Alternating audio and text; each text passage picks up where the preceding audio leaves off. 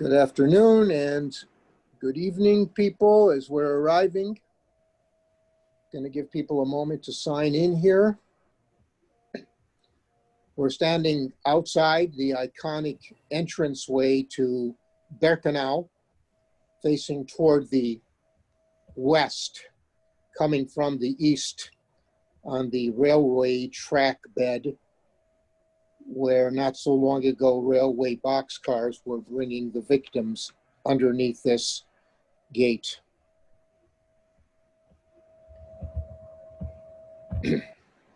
Good morning and welcome. My name is Christopher Roebling, and I'll be moderating this extraordinary opportunity for all participants in this video conference to have a personal experience of Birkenau that is illuminated by our very distinguished panel. Let me start this morning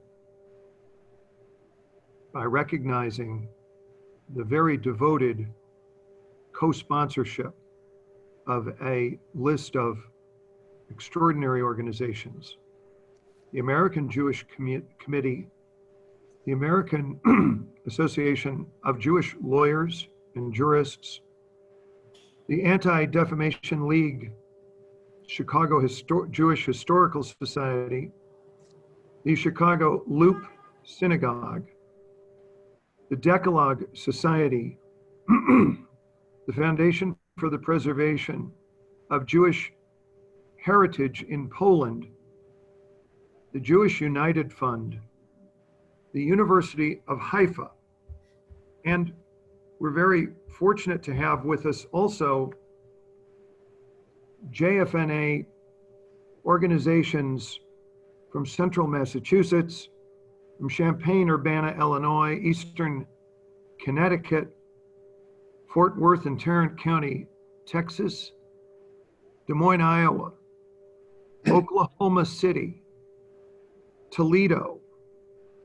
We welcome our friends from Ontario and London, Ontario, the Mid-Kansas chapter, Peoria, Illinois, the Quad Cities of Illinois, Raleigh and Cary in North Carolina, Reading, Berks, Somerset, Hunterdon, and Warren counties, the Southern Illinois chapter, Springfield, Illinois chapter, St. Joseph Valley chapter, Utah, Ventura County, and the United Jewish Community of the Virginia Peninsula.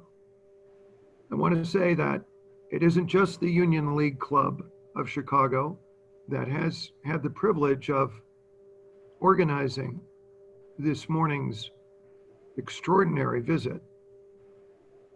We've been joined by our longtime friends at the Standard Club of Chicago. One of the leaders of the Standard Club also happens to be a leader of the Union League Club. His name is attorney Michael Traison. And I'm going to ask Michael now to overview the program and to introduce our extraordinary guests and the steps that they're going to take, literally and figuratively, to help us all come to understand what happens when humanity ends and barbarism becomes institutionalized. Michael. Thank you, Chris. Ladies and gentlemen, for those of you that were part of our first broadcast on Auschwitz I, the first part of the camp, we made some introductory remarks, and for those that couldn't be participants then, there are links available to watch the recording on YouTube and elsewhere. Today, as then, we're very honored to be joined here by Wojciech Soczewica and by Łukasz Lipinski. Łukasz Lipinski is on site. Wojciech will be speaking to us shortly, and he's in Warsaw in his office. This is not a normal hour, not the normal Zoom. It's standing in a place that's beyond full understanding and in a place that has some amount of holiness connected with it. So this is not a mundane scene we're looking at as we stand here with Mr. Lipinski outside the gates of Birkenau. Remember that we are about 2 miles distant from Auschwitz I, the main camp, and this is Auschwitz II, Birkenau. This camp was built by the Germans after they evacuated the Polish residents of a small village that was here. And on this acreage, they created this camp, which was for the specific purpose of murdering people, primarily murdering Jews. In the life of this camp, the primary victims here can be divided into 2 different time periods.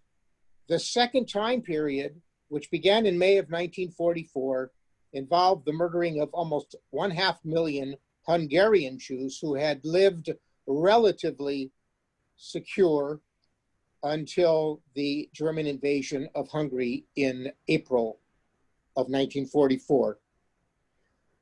So we're entering the gates now, and I'd like to turn it over to Wojciech to greet us and to give us some introduction about what we're doing here today.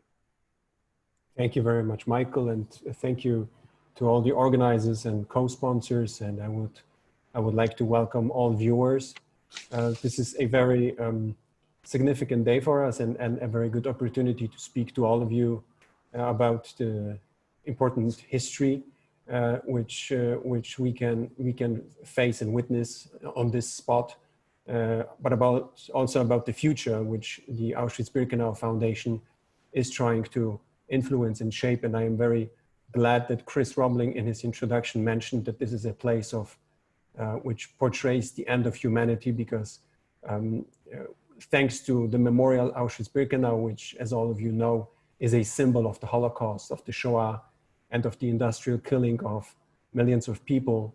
It is, however, not the only place which still needs to be preserved and needs to be protected, but it stands as a symbol and is recognizable in the whole world. So Auschwitz-Birkenau is something that symbolically stands for the end of a industrial killing machine of Nazi Germany, which began in 1933 and ended here with the gas chambers and crematoria of Birkenau. Right now we're looking at the so-called Death Gate or Gate of Death. The rail tracks are, of course, also symbolizing the transportation of mainly Hungarian Jews. They were laid in 1944, so this was already the finishing phase of the mass killings. We see pictures of people who had been brought there briefly before the selection process. So these railways were built and operational in mid-1944, and Łukasz, who's on the site, will be walking along the tracks up until the carriage, the original carriage, which still is there and which shows us more or less the conditions of how people were transported and brought there. Wojciech, are we now approaching where the arrivals took place and the people came down from the boxcars?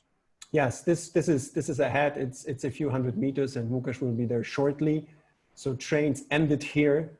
People were unloaded from the cars, and this is the place where the selection process, the infamous selection process, took place. We will be at the exact site very shortly, and the viewers will be able to witness where these horrible scenes took place. The selection is something which has been described and discussed very widely. In practice, it was a very brief moment in the terrible fate of deportees who arrived here at Birkenau. It took the SS medical personnel from a few to a little bit more seconds to decide upon who is fit for labor, as German called those around 20% of people brought to this site, and who is supposed to be killed in the gas chambers and crematoria of Birkenau. So we have to imagine that 80% of people were directed towards the gas chambers, while 20% had had the chance to live a little bit longer, although we have to remember that the living conditions were brutal, harsh, and terrible, and life expectancy was very, very short. Hopefully all of our viewers have the pictures that are being transmitted by Łukasz Lipinski. I noticed that in some settings, people have the active voice mode on, so they don't see the picture that Łukasz is showing us, but I think we have it now. What we can see on the right and on the left, Łukasz will be pointing to both sides, is the vast territory of Birkenau. It is around 170 hectares of land. It's many vestiges of buildings which used to stand here, wooden barracks, brick barracks. You can see some chimneys which remained from that time. You can see on the left, you see now those remaining and preserved wooden barracks. This is a view towards the Death of Gate from the inside. And the foundation, which I am happy and privileged to work for, has been established around 11 years ago with one sole purpose: to collect the funds necessary for the preservation, the conservation and the preservation of Auschwitz I, the main camp, and Auschwitz II Birkenau. As you can see, the territory is vast, it's large. So the task is enormous, and there is a plan which tells us within the next 25 years what to do and when to do it. So there is a very professional team of conservators who are employees of the museum. It's more than 30 people who are experts in various fields of conservation, and they decide upon which objects, be it movable objects, personal items, glasses, for example, spoons, clothing, whatever was left behind by prisoners, or be it buildings, needs to be preserved in the first place, because we all know that these buildings, for example, and we are going to see some of them, were not planned to stay there for 75 years. This year we are commemorating the 75th anniversary of the liberation of Auschwitz-Birkenau. These buildings served a very specific purpose. They were there for slave labor, to keep people inside, not to comfort people, not to give them nice conditions to live, just to exploit them at a maximum level, at a maximum speed, and then kill them as soon as they were not fit for labor or in medical pseudo experiments, for example. So we will enter one of these preserved buildings, which the process has been completed by the preservation team at Auschwitz-Birkenau. It lasted around 4 years, but I will speak about this in greater detail as soon as we enter. So we are now approaching the carriage, which you can see there is some visitors still on the grounds. It is evening in Brzezinka, so these are the last groups that entered the territory of the memorial. This is a very specific time, because I can use this opportunity to also speak to you about coronavirus, which also plays a significant role. The memorial has been shut down for 3 consecutive months due to coronavirus, for the first time since the memorial was opened in 1947. This was a very difficult time, not only for the memorial and its operations, also for people all around the world who think, and rightfully so, I believe, that there are some places, and Auschwitz-Birkenau is one of them, which never should be inaccessible. This place should always remain open and accessible, even in a symbolic way. However, Corona caused all cultural institutions, and Auschwitz-Birkenau is a cultural institution, to be shut down. And we are now, since July 1st, again reopened, and the memorial is welcoming visitors again. So this is the carriage we were talking about. It's an original carriage from that time. It stands more or less in the area where deportees were pushed out of the wagons and expected or awaited the selection process, which was carried out by the medical personnel, including Dr. Mengele, who also was active here. So the gas chambers and crematoria of Birkenau are right behind Łukasz. You can see his shadow. So from here in 1944, when these tracks were laid down, when trains arrived to make the whole process of selection and mass killing more effective, people selected for gassing and for burning had to walk only a very short distance. Prior to that, there was a ramp, the so-called Old Jewish ramp, which is outside of Birkenau. And from there, there was a selection process happening there. And from there, deportees were taken in trucks and brought into the camp. As I said, in the middle of 1944, this process, its horrific concept, was made even more efficient. And the Jews, mainly from Hungary in mid-1944, as Michael pointed out rightfully, had to walk only a very short distance towards the gas chambers. Wojciech, in Auschwitz I, the buildings were not destroyed by the Germans. Some buildings in Birkenau were destroyed and some were left. Can you talk about that? Yeah, that's a very good point, because the viewers will see that there is chimneys, but there is not too many buildings on this side of the camp. It is true that against the end of World War II, when Germans had the feeling that they would have to leave this place and they would have to deport those remaining, they started destroying parts of the camp. It is not very clear until today why they were not very peculiar in destroying all the traces. So they, for example, blew up the chimney, the crematoria and gas chambers, leaving behind the ruins. They also dismantled some of the buildings. There was some fire in the so-called Canada barracks. But however, many buildings, more than 300 buildings, still remained intact during that time. So against the end of 44, beginning of 45.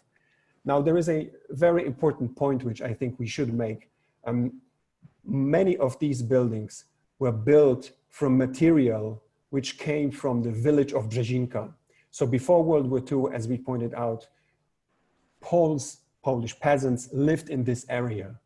When they were evicted, expelled by Nazi Germans, their houses were destroyed, their barns were destroyed, their farm buildings were destroyed, and the material was collected in order to make these buildings, to the construction of these buildings, the camp, possible.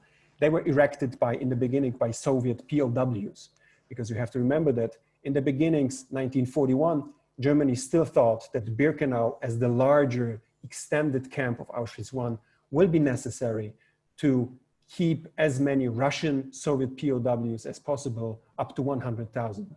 This plan evolved as the military operations in Eastern Europe changed and the Soviet Union started reacting towards the aggression of Nazi Germany, and the Germans saw a declining number of Soviet POWs, and they saw this problem of dealing with large number of people solved. Very quickly in the beginnings of 1942, the idea to reshape this place and to adapt it to the so-called Endlösung der Judenfrage, the final solution of the Jewish question, was presented, and Birkenau became the site of the destruction of the Jewish people of Europe. We might point out that Birkenau was one of the 6 death camps, and that in January of 42, at the Wannsee, this lake just outside of Berlin, the decision was made to embark upon the final solution. And the 3 camps that were the Operation Reinhard camps in the east, Sobibor, Treblinka, and Belzec, together with this camp, Birkenau, and Majdanek, of course, in Lublin and Chełmno, those were the 6 death camps where the purpose was to kill Jews. Mm-hmm. We are now at the exact site of the selection process. This is where deportees were either sent towards gas chambers or towards one of these barracks you can see in front, where they were forced to work in extremely difficult conditions. To give you some numbers, these are of course estimates, but they're rather precise. This is the spot where we can say symbolically almost 1 million people were selected for death. 900,000 to 1 million were selected for death. Of course, European Jews, and around 100,000 people were selected for slave labor. So they were also used to extend the camp. They were used for labor at German industry, war industry, which was in the area of Oświęcim and Brzezinka, the Buna facility, which was a rubber factory. These were, of course, very harsh and slave labor conditions, so people were not living for a long time. However, they had the chance to at least extend their existence in this terrible place. This is also a very symbolic place because it shows the significance of the phenomenon of choice. Choice was an element in the whole system, not only in Auschwitz-Birkenau, but this is the spot where we see how easy it was for functionaries to choose who will live and who will immediately die. This was brought down to a technical solution. Physical examination, as I said in the beginning, was a question of a few seconds. So a doctor, based on the physical shape, of course, age was an issue. Women, elderly, children were right off sent to the gas chambers. Those who were between certain ages, the age varied between men and women, were deemed fit for work if their physical conditions allowed them. But this was a very short examination. And again, choice is a central issue when it comes to deciding about who will live in terrible conditions, and on the other hand, who will be sent to immediate death. We'd like to remind our listeners and watchers that we'll have time for Q&A at 25 minutes after the hour. So there's a function on your screen that says Q&A. Feel free to send in your questions while we're going around this territory. I will perhaps go back one step and finish the thought about these buildings, which you can't see anymore. So as we said, some of these buildings were constructed, many of these buildings were constructed from the material from buildings that used to be Polish peasants' buildings, farm buildings, for example. After World War II, when people coming back from labor camps in the Third Reich, Poles coming back, they entered a territory which was devastated, destroyed, in absolute poverty, with their houses not being there anymore. So the decision was being made that some of these buildings, although their terrible history, should have been disassembled to allow these people who are coming back to at least build some houses, which were there before the war, so they have at least some place to stay. This again shows this tragic connection between the fate of the local population and the history of the concentration and extermination camp. There are many moments. Yeah. I'm sorry, go ahead. So there are many moments where these lives and fates of people interconnect in a terrible and tragic way.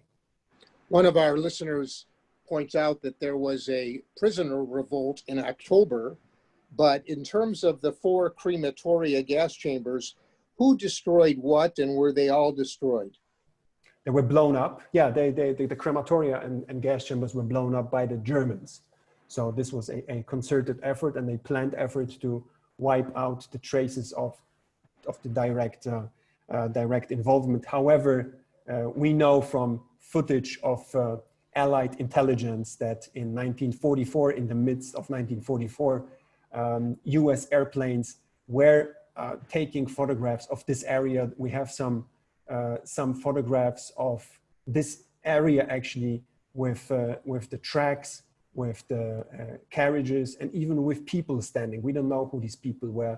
Perhaps they were Hungarian Jews, perhaps they were Jews from other European countries, but there is footage which shows that already in 1944, Allied forces were able to reach these parts of German occupied territories and recognize what is going on. That's of course another very tragic aspect of the discussion, why the Allies did not intervene, why they did not destroy, for example, the gas chambers or the crematoria. I think there is right now a general understanding that for example, US planes, B-52s, which were able to arrive here to reach this area from Italy, which was already under US control, it would have been too difficult and too risky to bomb the site because they wouldn't be able to precisely destroy the crematoria and gas chambers, the risk of bombarding barracks. And you have to remember that this area was densely populated. At mid-1944, there were, at the maximum operational period of the camp, there were around 90,000 people kept at Birkenau. So it is an argument that it was extremely risky. However, there is also a counter argument that says that, for example, the British Air Force did have precision bombers that also could have reached this area and probably more effectively destroyed only the center of killing, so the gas chambers and the crematoria. This discussion, needless to say, there's big debate among historians on this topic, and people like Yehuda Bauer and Richard Breitman on one side, and people like Rafi Madoff and others. This is a debate that will probably go on forever. Sure. So I think Łukasz wanted to, can you hear us, Łukasz? Would you like to say a few words right now? Yes, I can hear you. So what is your plan right now? Where are we taking our viewers? So basically, just like you said, Wojtek, this ramp was purpose used in May 1944 when the deportations of the Hungarian Jews to Auschwitz started. In about 2 months, over 400,000 people were deported to this place. And we know that at least 75% of them were sent straight to the gas chambers. So this was the spot, this was the place where the selections were conducted. And from this place, most of them, the unproductive ones, women, kids, babies, were taken towards the gas chambers 2 and 3, that were just at the ends of the railroad tracks. We'll be there, and all viewers will have a chance to see the remains of the gas chambers and the crematoria.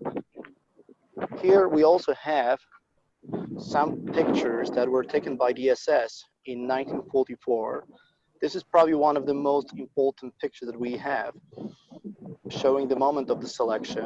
Here we have one of the SS doctors that worked in Auschwitz. His name is Heinz. You can also see that in front of him there was a group of men waiting for the selection. And the most amazing about this photograph is that... Łukasz, we're having a real problem with the wind again. Perhaps you could hide behind, yeah. Okay, I'm sorry because it's very windy here today. I hope now it's better. It's okay now, it's okay now. Yeah, yeah. Okay, so I'll try to do that here and just show you these photographs. So as all viewers can see, we have these photographs that were taken here in 1944. The one on the left shows the moment when Jewish families that were brought to this place were separated. Many of the survivors say that it was the last time when they have seen their families. Usually they try to split all those people into 2 groups. Women, kids, and babies were on one side, men and elder kids on the other side. And this was the preparation for the selection process. After that, the SS doctors, they had to pick the ones that were fit to work, could work, had skills, had knowledge, useful for the Germans, and the ones that were unproductive, those that were sent straight to the gas chambers and murdered. So Łukasz, how far away are we right now from the family camp? One of our viewers wants to know. Which family camp? Because there were 2. One family camp for the Roma people, for the Gypsies, right? And the other family camp was for the Jews from Theresienstadt ghetto. So basically, the family camp for the Jews from Theresienstadt is right there, straight ahead, Behind this tree, there is a wooden hut, and this is sector B2B. That was that family camp for the Jews from Theresienstadt. The family camp for the Roma people, for the gypsies, was on the other side. And there's not much left there today. Only the remains of the huts of the barracks, and that was section called B2E. You mentioned Terezin. Let me just interject very briefly. I'm sure most are aware of it, but Theresienstadt or Terezin in Czech Republic today was a model camp that the Germans used to deceive the Red Cross. But in fact, its residents, most all were deported here. If I recall correctly, Wojciech, I think the Terezin families actually remained there for several months. There was actually a school being conducted by one of the elders amongst the group before they were all murdered. Yeah. I also see one interesting question. One viewer asked how long the gas chamber, the so-called Red Cottage, was operational. Yeah. This brings us to a very interesting point, namely that the experience that was gathered from the operation of Auschwitz I, from the functioning of Auschwitz I, gathered by the SS, was later used in the expanded version, so to speak, at Birkenau, Auschwitz II. So many experiences that they were able to collect, for example, in the crematorium, in the first crematorium, were later applied at a large scale here at Birkenau. This has also to do with the fact that, for example, the company which was chosen to produce the furnaces for crematoria at both Auschwitz I and Auschwitz II Birkenau was the same. It's a company named Topf und Söhne. It comes from Erfurt in Germany. And this company was very proud in serving this purpose. So they specially designed furnaces for the crematoria for Auschwitz I and Auschwitz II Birkenau to consume large amounts of human corpses, of human bodies. And it is not clear, I think, until today, perhaps Łukasz will be able to tell us more, why the Germans decided to design such a large complex of crematoria here in Birkenau. Obviously, of course, to make the extermination of masses of Jews possible, but this was happening at a very early stage. And some say that this had to do with the ambitions of the commander Höss, who was running the camp, who just had this idea to make this a perfect site of extermination. It has certainly to do with a very good marketing campaign of this company, Topf und Söhne, which was all in for the construction, the design and the construction of these furnaces, and they were very, very efficient. So the Red Cottage was outside of Birkenau, where we are right now. It was right next to the freight railway of Oświęcim, and it stopped being operational, I think, around May 43 at the latest. This is when the gas chambers here started to operate and kill many tens of thousands of people.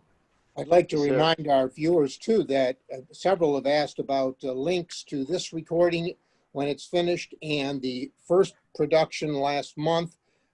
Both links will be available, and they're on the Union League Club YouTube channel, and we'll explain a bit about that later on, but you'll be able to see this. And one person said he would like to use this recording. So we're approaching 25 minutes after the hour now, so I want to be sure we get all of the questions in, but we still have a ways to go in our walking tour. Go ahead. I think we should get going, yeah. Okay, and just regarding the gas chambers and the crematoria, sometimes people think that in Birkenau there were only 4 gas chambers. In total, there were 6. In 1942 already, Germans changed 2 farmhouses into the gas chambers. They called them Bunker 1 and Bunker 2, or Little Red House and Little White House. And they were operating until 1943. And then the Germans have built 4 large gas chambers and crematoria. So they stopped using them. However, in 1944, we know that again, they decided to reopen the little White House and also kill people in that place. All gas chambers and crematoria in Auschwitz II are gone. They all have been destroyed by the Germans. The only gas chamber that can be seen, that can be visited today, it's gas chamber number 1 in Auschwitz I Stammlager, main camp. So right now, Łukasz is on his way to one of the 2 already preserved barracks on the site of Birkenau. We are very lucky that we will have the opportunity to go inside and see the conditions and try to get an impression about the conditions. Wojciech, visitors to Auschwitz-Birkenau, where are they coming from? Where are the largest portions of the visitors coming from? Well, right now with Corona, this is completely difficult. Yes. Łukasz will be able to tell you more about this. But right now under Corona, we are happy that people are coming again, and many are coming from abroad. As you know, this is the summer season, so Polish schools, for example, are still not bringing pupils to the memorial.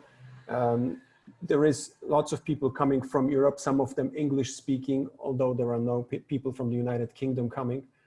Some are from neighboring countries, Czech, Slovaks, some are from Germany. Many people come from Western Europe. So slowly there is again a stream of visitors arriving from Europe.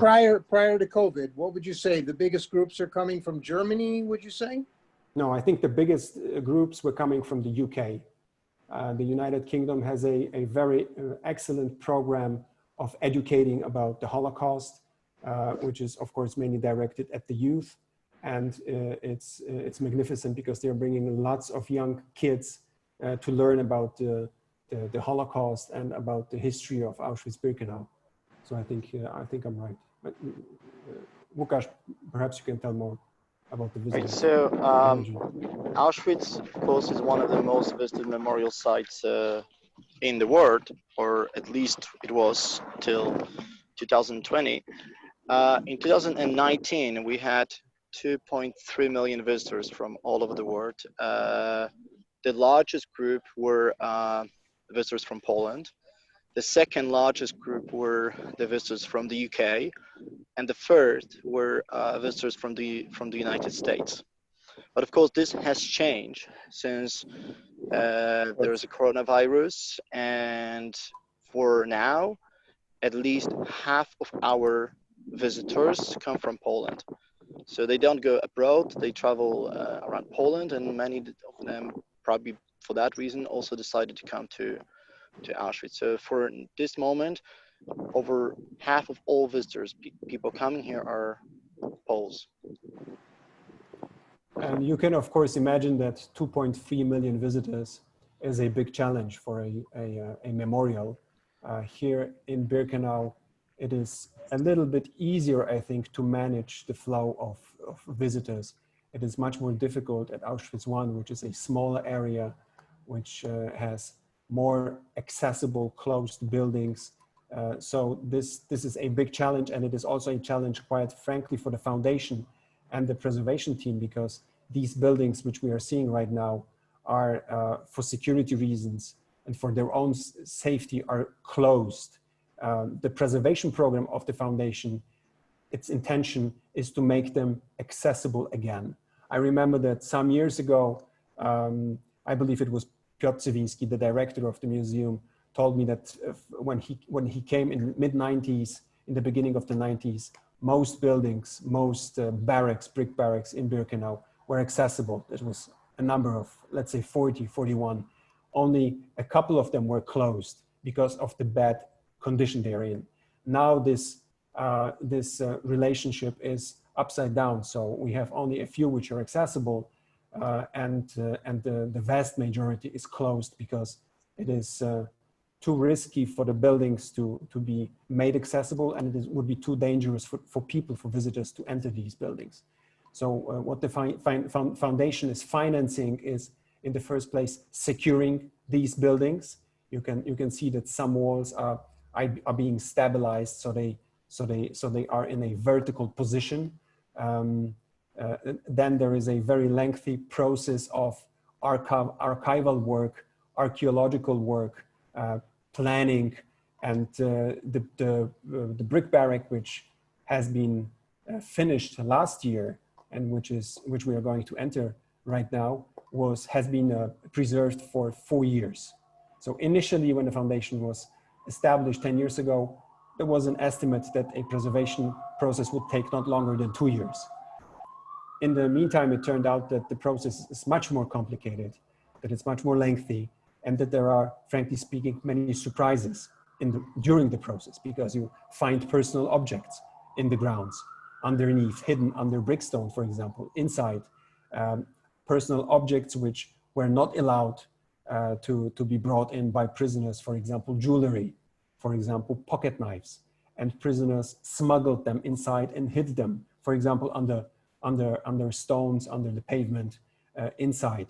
And when the preservation team, which is doing a meticulous and extremely careful work inside, finds these, they have to be saved. I think we mentioned this during our first conversation, that each and every object which belongs to this place has to be saved for future generations. It is a mission of the foundation. It is a mission which we very gladly, in which we very gladly serve the museum, and which is the protection of these material witnesses for future generations. Łukasz, I think I'm going to turn over to you right now. Since you're inside, there is no wind, and you can talk a little bit about the functions. Great. So we are now in the oldest part of the camp, part known as Sector B1. It's one of the brick buildings after the preservation works. Of course, our aim always is to preserve the authenticity of the site. So during the preservation works, we don't change the structure of the buildings. We try to preserve as much as possible from the original construction materials after the preservation works. This can be visited only with our licensed tour guides and educators. Of course, we are hoping to open more buildings in the future after the preservation works of other buildings will be done, will be finished. What we are looking at, these are the bunks where people slept, the original bunks. There were 3 levels to sleep. People slept also on the floor. However, in some of the buildings, there's nothing on the floor. It was just a bare ground. There were 5 people per level at least. Sometimes there were more, 7 or 8. Łukasz, excuse me 1 minute. If somebody's asking if this is reconstructed, the floor, the wood for the bunks, or is this new? Is this original? Okay, so this floor that the visitors are looking at, it's a new floor that was put here in order to protect the original floor. So the visitors groups can only walk on this floor that you can see now. The original floor is under it. Got it. And regarding the wood is also original. And when the conservation works of these buildings started, all these wooden elements, all these planks had to be removed, taken to the conservation laboratories in Auschwitz-1, and they had to be preserved. However, each one of them returned to the same spot, which means that every single plank was given a number. And after the preservation works finished, they returned to the same spot. So this is how much we try to preserve the site and make sure that not much will be changed, not much will be added. Same applies to the brickstone on the ground, by the way. So if you have any brickstones on the floor, they had to be taken out and were also numbered, and then after the whole preservation process, replaced in their original spot. So nothing is moved. and everything is kept authentic in order to make the experience for visitors. It's quite Absolutely. a contrast between the two camps, the construction between Auschwitz I and Auschwitz II. Can you address that a little bit? The Auschwitz I being Austro-Hungarian army barracks that were built to last. Yes, Birkenau, it's not something that should last for more than, I don't know, 15, 20 years. The Germans never thought probably that these barracks will be here 8 years after they're going to be built. So they were not built very well. Construction materials, like Wojciech said, that were used to build them came from the village of Brzezinka. Of course, remember that the construction works were also done by the prisoners. And those people not always had those skills, knowledge, and they were not built well. So this is why today so many of them are in a bad condition. And regarding the state of the preservation, what doesn't help us to preserve the buildings is the site of Birkenau, the area, which is very, I would say, swampy, very marshy. There's basically too much water here.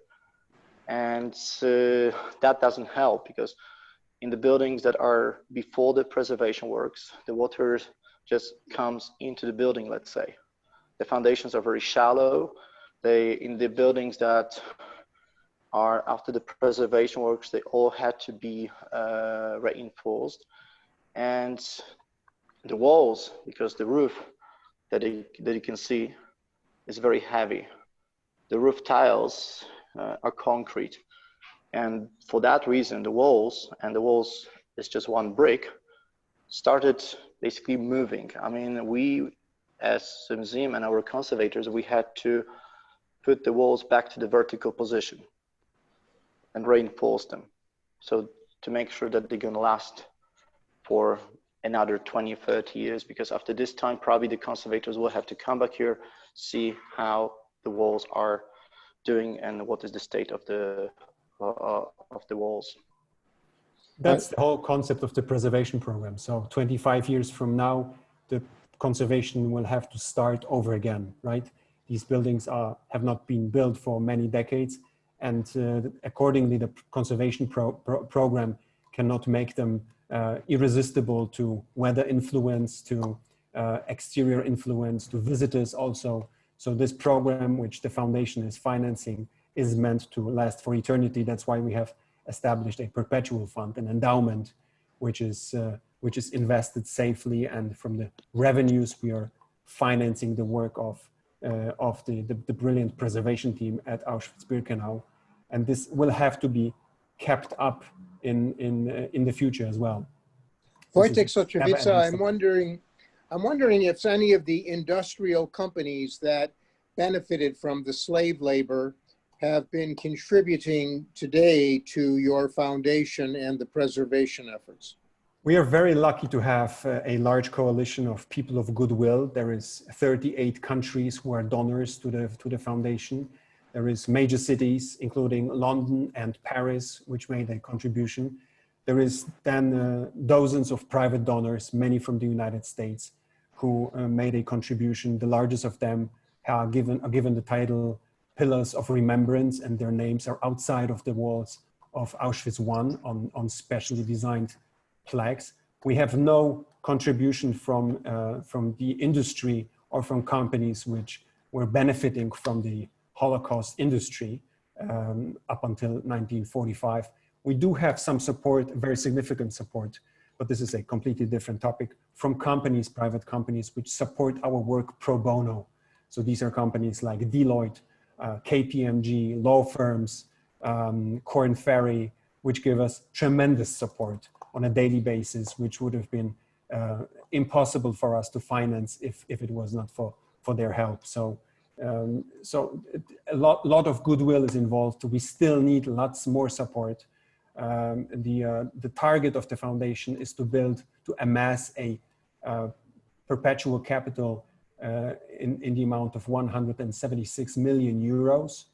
And we are fundraising for this purpose.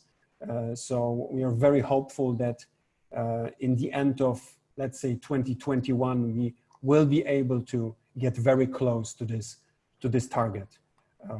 But to answer shortly to your question, Michael, no, not one company from the industry which profited or benefited from this industry made a contribution yet. Either Wojciech or Łukasz, one of the questions is, where did the Sonderkommando live? Were they living back where the sauna is, Canada, or were they in these very barracks? Łukasz, did you get that? He's frozen, I think, because Right, he's so inside. I'll try to hear the question. So I'm not frozen. I just wanted No, to you're get okay. this You're still. You're okay. Okay. So regarding the Sonderkommando, members of the Sonderkommando that worked in the gas chambers 4 and 5 were usually kept in the men's part, sector B to D, in the separate buildings. So they were not living together with other men, other prisons that were there, but they were kept in other separate barracks. Members of the Sonderkommando that worked in gas chambers 2 or 3 were usually living at the attic of the building.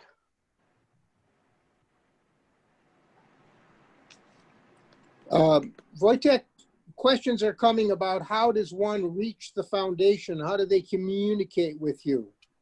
You can either reach us directly. I mean, if you're from the United States, we do have a sister foundation, which is called the Auschwitz-Birkenau Memorial Foundation. It's located in New York City, and you can very easily reach them. The executive director is Maria Zalewska, and I'm happy to provide you with contact details. Łukasz, while I'm speaking, I think it's time for us to move on. Yeah. You know what? Before you leave the building, Łukasz, while you're still inside, so there's no wind, I know you're from Auschwitz yourself. You were born there, and you told me about your great-grandfather having been a prisoner. You're really up close and personal to this complex, and here you are professionally working there. Can you just say a few words about that connection? Okay, so like you just said, Michael, I'm local. I was born in the town of Auschwitz, and my family, like many other families, Polish families and others, we were affected by war. My great-grandfather ended up in Auschwitz. He was a prisoner of this camp from 1943, and he was kept in Auschwitz I, main camp, Stammlager. After about 8 months, Germans, they took him to another camp. He was transferred to Mauthausen-Gusen in Austria, where he was kept for more than 1 year. In May 1945, he was liberated by the American troops, and then he returned to Poland. However, I never met him. He died in the 60s before I was born. But what I know about him is what I have heard from my grandmother, his daughter-in-law. She was a tour guide in Auschwitz for over 40 years. And this is more than just a job, not only for me, but also for many other tour guides and people that are working at the Auschwitz Memorial today. I think it's an important moment and a very good moment to mention one thing, and it connects what Łukasz has said and the preservation process. As you know, the foundation was established 10 years ago, 11 years ago by Professor Bartoszewski, who himself was an Auschwitz survivor. He later was a Polish diplomat. He was running the foreign ministry of Poland twice. He was senator and advisor to Prime Minister Tusk. In this capacity, he established the foundation. And it was him who pushed towards finding a permanent solution for financing the preservation of this site. And it was him who admitted that 65 years into a peaceful Europe, it was time for the world to get involved. And I think if we look at the role of the foundation, which is happy to support the mission of the museum at all times, it is also necessary to point out that the foundation made it possible for many public and private donors to get together and stand behind the mission of safeguarding this for future generations. Because prior to that, it was the state of Poland which was financing all works and all the preservation efforts. It was the Polish Republic. 65 years after World War II, with this nature of these buildings, which were constructed only to last for a couple of years, the financial burden was exorbitant, and it was simply not possible for one country in Central Europe to continue financing all these works. We entered the European Union, we entered NATO, we joined NATO, and it was a very good time for Poland to address other international governments, international organizations, and get them together to organize this common effort. So I think it's very important to point out at this stage that what is being done today in terms of preservation is being done by excellent experts who are Polish. There are, of course, international members of this preservation team, conservators from all countries. There is Germans, there is Japanese people who work at the site. But it's important to underline that it is part of Poland's responsibility for this site to give its knowledge, its know-how, and its expertise to making sure that future generations will be able to visit this place and understand what happened in Europe and what hatred, anti-Semitism, and racism led to, and what we today should do to never make this happen again. And for that, we need a fully preserved Auschwitz-Birkenau extermination camp, because it is a unique example of the crimes of World War II. And I think it's fair to say that the conservators who are working on a daily basis, many of them live either in Oświęcim or very close to the area. They work on site like Łukasz does, and they have extremely difficult working conditions. It's beyond imagination to enter your office, which is on the site of a death camp or a concentration camp. These people devote their time. They very often they work. Families work there, so it's couples who work both for the museum, either as guides or as conservators or as other experts for the museum, the memorial. So it's very important for us as a foundation to cooperate with them and support them wherever we can. Thank you, Wojciech. Łukasz is right now showing us a very interesting moment. It is fenced off. We are still in the same section of the camp, Birkenau. It is fenced off, and he's showing us a tent which is constructed above one of the brick barracks in order for the preservation process to take place. So you can imagine that inside there is, this tent is covering a whole brick barrack. And these tents are necessary for the preservation of each and every single brick barrack. You need to construct something like that in order for weather conditions, rain, snowfall, heat, not to intervene in the conservation process. Łukasz mentioned that foundations are a very important point in the work of the conservators. They are partially or completely excavating the earth around foundation buildings. So no excessive water is allowed inside. It is very important to keep it safe, to keep it clean, and as comfortable as possible for the employees of the conservation team. So right now under Corona, I think they are working in shifts. There is 2 teams. So the original team has been split into 2 shifts. They work in the morning, they work in the afternoon. And this is a construction site, something you would call a construction site, which is not a normal construction site like the ones we know from cities where we live and which we pass on a daily basis. This construction site requires special skills, not only in technical terms, but people working there have to respect certain rules. This site is a mass cemetery, and it needs to be treated as such. Also by people who are technicians, for example. So smoking is not allowed. There is a specific dress code. Each and every step they are making needs to show profound respect for those who have been murdered on the site. And this requires special attention, lots of time, and completely new standards of working and preserving a site like this. Wojciech, I know you want to show us more there, and we've been trying to hit on these questions as we go through this, and I hate interrupting because we're running out of time. Let's see if we can hit some of the questions that are on here. I have a prompt to Daniel Bender is asking, do the sites get neo-Nazi or Nazi sympathizers? And if so, how is that dealt with?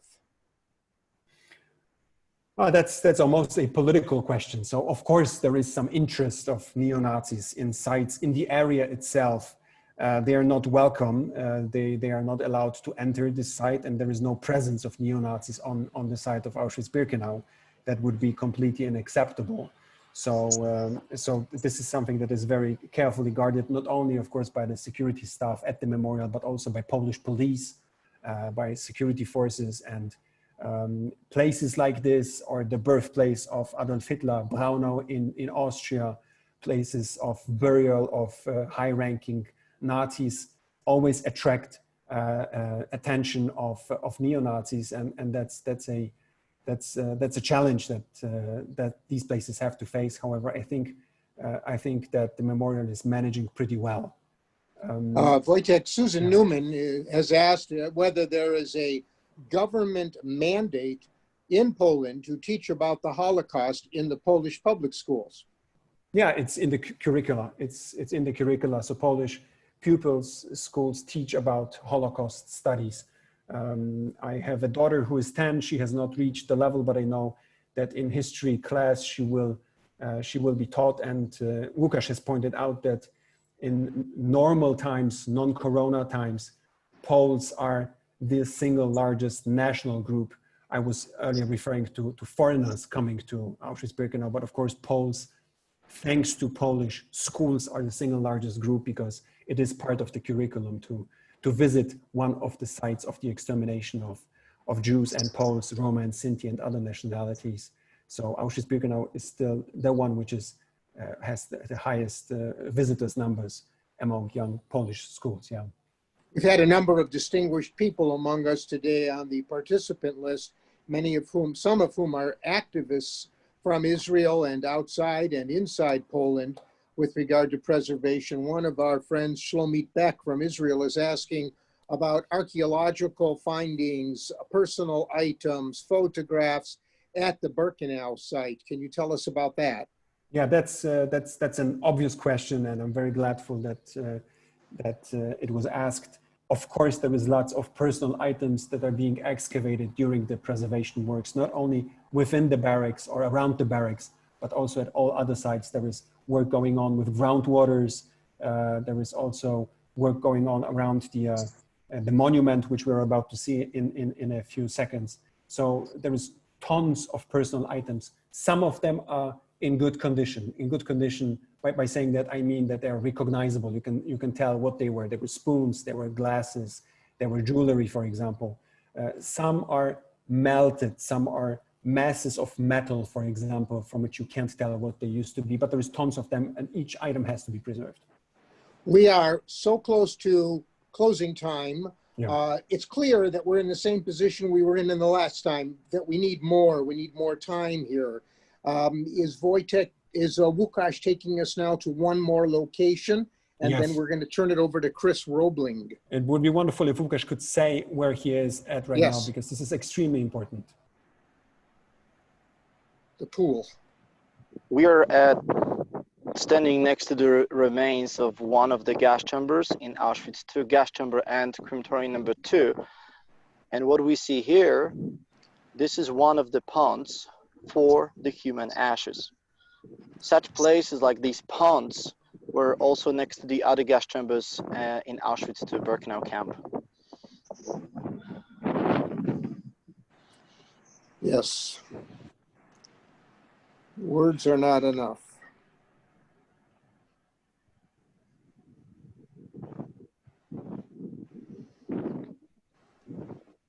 I'm afraid we're approaching the point where we have to close out. I'm hoping that we can return and do more of this study. We all are deeply indebted to you, Wojciech, to Łukasz, to the foundation, and we'll get out information to people where they can watch this again and watch part 1 again, and how to reach you two also so that they can learn more. And hopefully when the COVID is over, they'll visit. Yes, it would be wonderful to have as many people as possible. Please visit the site and please get in touch. You can find us on the internet, of course, Auschwitz-Birkenau Foundation. We are based in Warsaw. And as I said, the Auschwitz-Birkenau Memorial Foundation is based in New York City. You can find them also easily thank you very much for this program. Thank very you. important. Thank you. Chris Roebling. I think this is a very moving conversation, obviously.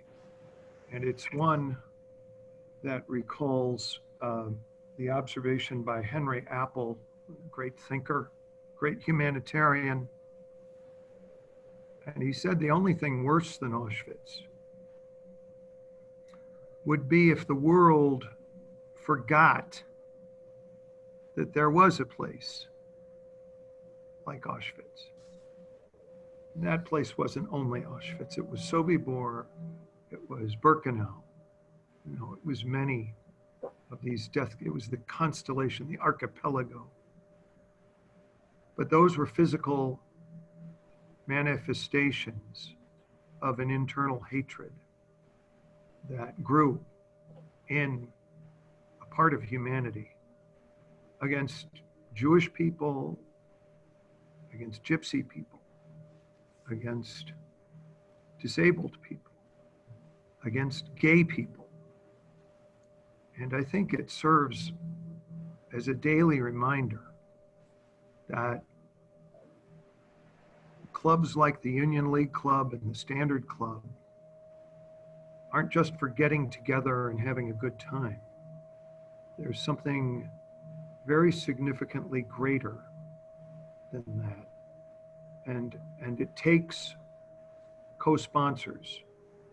And I'm going to read those names now because each co-sponsoring organization has given of its time and its resources and its members to help us create these two programs, which are themselves headed to the Union League Club YouTube website, which is, if you go to YouTube and you type in Union League Club, you'll find it. The University of Haifa, obviously the Standard Club and the Union League Club. But let me just remind you about the Anti-Defamation League, the Chicago Loop Synagogue, the Jewish United Fund, the Foundation for the Preservation of Jewish Heritage in Poland, the Decalogue Society, the American Association of Jewish Lawyers and Jurists, the American Jewish Committee, the Chicago Jewish Historical Society, and our friends at the Jewish Federations of North America. We have the United Jewish Community of the Virginia Peninsula, Ventura County, Southern Illinois, Raleigh, Cary, North Carolina, Toledo, Ohio, Eastern Connecticut, Oklahoma City, the Quad Cities of Illinois and Peoria, Illinois, Hunterdon, Warren, and Somerset counties, St. Joseph Valley, the JFNA member organization for the state of Utah, Springfield, Illinois, Reading and Berks in Pennsylvania, Des Moines, Iowa, Fort Worth, Texas, and Tarrant County, Central Massachusetts, Champaign-Urbana. We thank one, we thank all. We thank Wojciech Soczewica, and we thank Łukasz Lipinski for walking us through. We thank and salute Michael Traison, who's both member at the Union League Club and at the Standard Club, for helping us do these. There's a committee behind me led by Brian Daly at the Union League Club, and we report up to the structure, and on their behalf, we thank each of you for joining us for this program. Please look to the websites, and the Auschwitz-Birkenau Foundation website is very easy to find, and there are many ways through the website for you to participate in the work of filling in what is it that must never happen again. To know that, we must see what we can. and we learn what we must. Thank you. And Thank you, Thank you very Chris. much. Thank you, Union League you. Club. Thank you.